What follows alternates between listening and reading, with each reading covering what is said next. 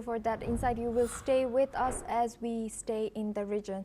A Seoul court plans to hold a hearing on Wednesday to review a request by special prosecutors to detain former South Korean President Yoon Suk Yeol, a court official has said today. The special counsel team investigating Yoon's martial law declaration in December has filed a request to the Seoul Central District Court to detain Yoon on allegations of abuse of power and obstruction of justice. Yoon has been accused of mobilizing presidential guards to stop authorities from arresting him in January. He eventually was taken into custody but released from jail after 52 days on technical grounds. The special prosecution that kicked off its investigation after new leader Lee Jae-myung was elected in June has been looking into additional charges against Yoon, who is already on trial for insurrection related to his short-lived martial law. The detention warrant request was made on the grounds of the risk of him being a flight risk and concerns that he might interfere with witnesses linked to his case. Yoon's lawyers have rejected the allegations against him. Now we are going back to our discussion with Dr. Satoru Nagao. He's a fellow at Hudson's Institute. Dr. Satoru, thank you for staying with us.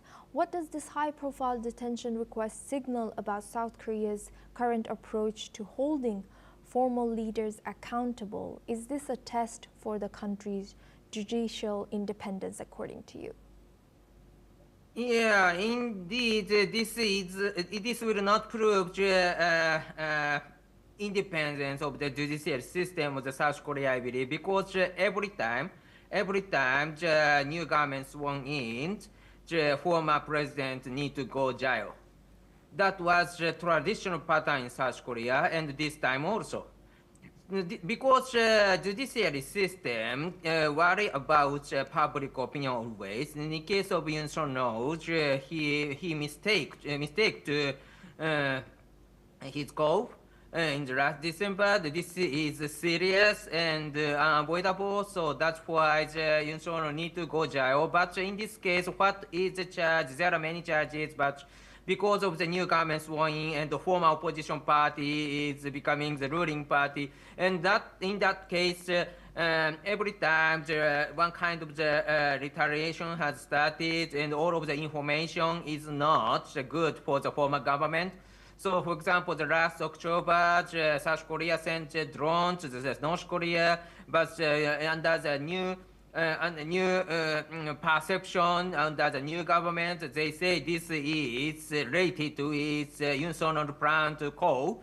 Is this true? This is controversial, but this is good information for the new government. So that's why this is traditional way of the South Korea's politics. The new government sworn in, the way of the old government is everything way of the old government is wrong, and the president need to go jail. So this is the same pattern, I believe. So that's why this is not the situation. Judiciary system in South Korea is independent from the public opinion. Indeed, they are adjusting a new situation, and the public opinion support a new situation. Judiciary system follows a new situation. That repeated again, I think. Thank you very much, Dr. Satoru Nagao, for staying with us and sharing that insight. You will stay with us as we stay in the region.